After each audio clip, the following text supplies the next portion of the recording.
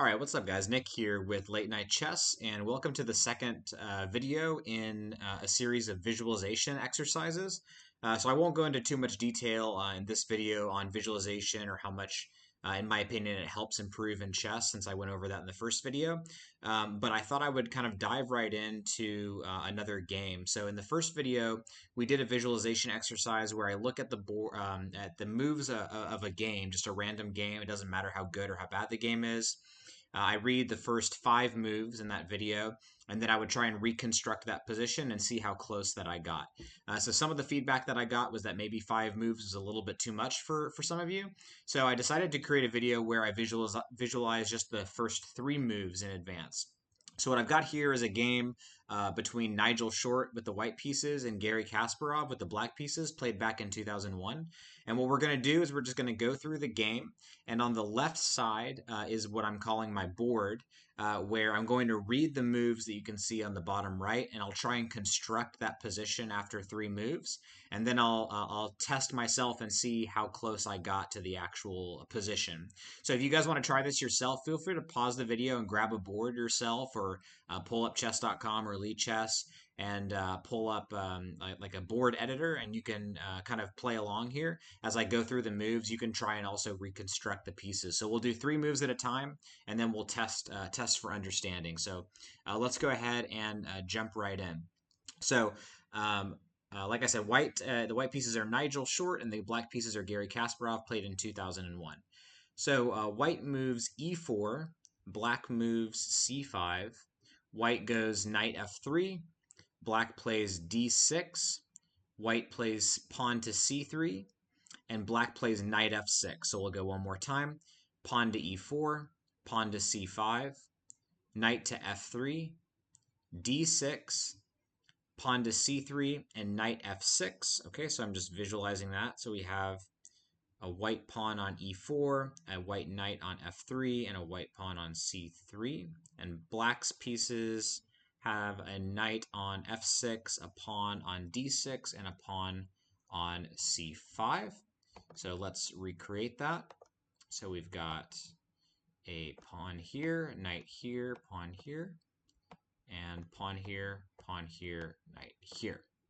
Okay, let's test and see if that was correct. 1, 2, 3 moves, and I think that matches up. Great. Okay, so let's go on to the next 3 moves. So white now goes bishop to d3, black goes knight to c6, white goes bishop c2, black goes bishop to g4, white goes d3, and black goes e6. So one more time, white goes bishop to d3, black puts his knight on c6, white goes bishop c2, black goes bishop g4, white goes pawn to d3, and black goes pawn to e6. So now I'll take a second and just try and visualize that. So white's bishop is tucked back on c2 with a pawn on d3. Black has developed 2 more pieces, a knight on c6 and a bishop on g4. And he's also pushed his pawn to e6. So let's test that out.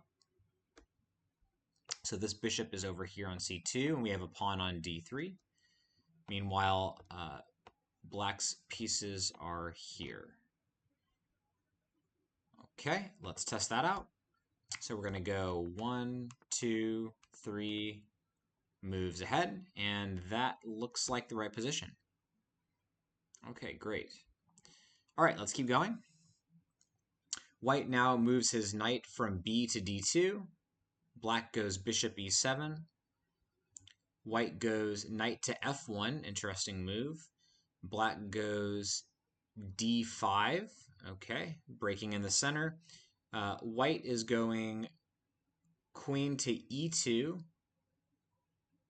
and black is going c4. So black's really fighting for the center here. Okay, one more time. So from this position, knight b to d2, bishop to e7, knight to f1, d5, queen to e2, and c4. Okay, so white, interestingly enough, has a knight on f1 and a queen on e2, and black has advanced both his d and his c pawns, and also has a bishop on e7. That is my suspicion. So we're going to go knight to f1, queen on e2, and black has a bishop on e7 and advanced 2 pawns. Also, doing visualization exercises helps you to understand tempo. So notice in 3 moves, black developed a bishop and fought for control with 2 of his pawns, whereas white only moved 2 pieces, right? Because this knight moved once to d2 and then once to f1. So it also helps you kind of appreciate tempos when you do these visualization exercises. Okay, let's test and see if that is correct. So we'll go 1, 2, 3 moves, and I think those match up. Great. Okay, let's go 3 more moves. White now plays e takes d5. Black plays c takes d3. Bishop takes d3. Knight takes d5. Pawn to h3. And bishop takes f3. Okay, a lot of captures here. So let's calculate this one more time. E takes d5. C takes d3. Bishop takes d3. Knight takes d5. h3, and bishop takes f3. Okay, so black's d and c pawns are gone. White's d and e pawns are gone. Black has a knight on d5 and a bishop on f3, I believe, and white has a bishop on d3. Just visualizing that one more time. Okay, that looks right to me. So let's put it on the board. So these pawns are gone, and these pawns are gone.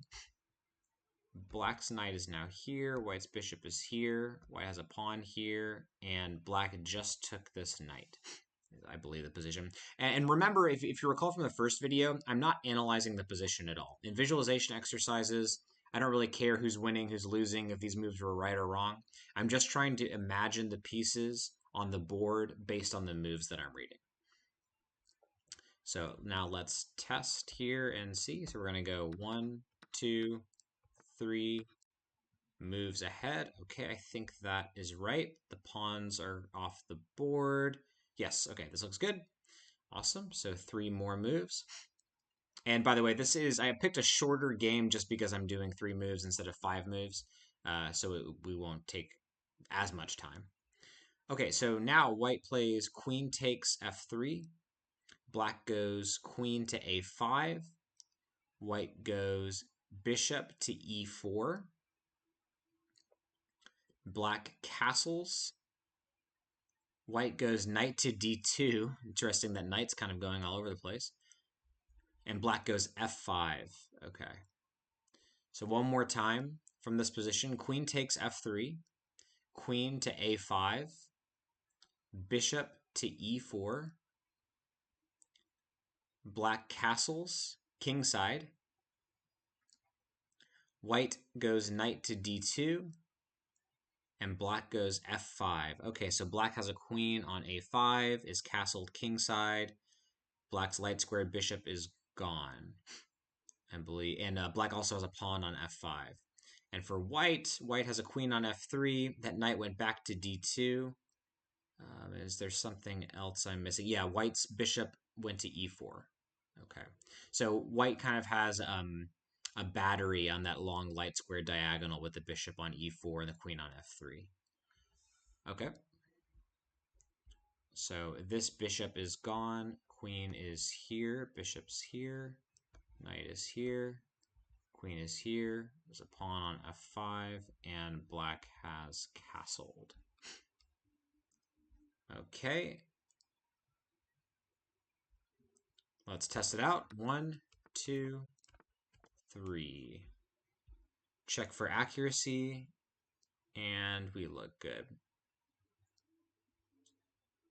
Okay, great. And we'll go 3 more moves. Now, bishop takes d5, so that bishop is being threatened by the f-pawn, so the bishop takes on d5. Then black plays queen takes d5, white plays queen takes d5, black plays e takes d5, so a lot of exchanges here. White now goes knight to f3, and black goes bishop to f6. I should note, I did not look at this game in advance. Obviously, you don't want to do that or it affects your visualization, but I am kind of amused by how much this knight is hopping around. It went from b1 to d2 to f1 to d2, and now it just moved to f3. Okay, so let's look at this one more time. So from this position, bishop takes d5, queen takes d5, queen takes d5, e takes d5, knight to f3, and bishop to f6. So I'm visualizing both queens off the board, white's light squared bishop off the board, black's dark squared knight off the board. That e6 pawn is now on d5, and black has a bishop on f6, and also white has a knight on f3. Okay, so a lot of clarifying moves here. So let's take the queens off the board. Let's take the bishop and the knight off the board. This pawn is now here, this knight is here, and this bishop is here. And let's check it. 1, 2, 3. Perfect. Okay, looks good. And notice, guys, visualization exercises might not be the most exciting part of chess study. Obviously, you're not studying strategy or anything like that, but it really does help you in your actual calculation of games, right? So as boring as maybe some of these exercises may be, they really will help your play. I've noticed tremendous success. So let's do 3 more moves. Okay, white castles kingside. Black plays d4, pawn to d4. White plays pawn to c4. Black goes pawn to d3, so Kasparov is really going for it here. White plays rook to b1. And black plays rook a to d8. So one more time. White castles kingside. Black plays d4. White plays c4. Black plays d3. White plays rook to b1, which kind of makes sense, right? d3 is discovering an attack on the white's b2 pawn, tying down white's bishop. So that makes sense, the rook b1 move. And then black plays rook a to d8. So if I'm just imagining this, white has a pawn on c4, black has a pawn on d3. White is castled and has a rook on b1. And black has his a rook on d8.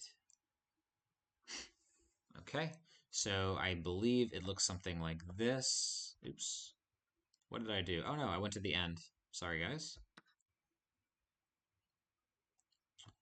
Sorry, this is the position. Sorry, I was touching the wrong board. Okay, so white has castled, has a rook on b1. Black has a rook on d8. This pawn is all the way down to d3, and this pawn is on c4, I believe. Okay.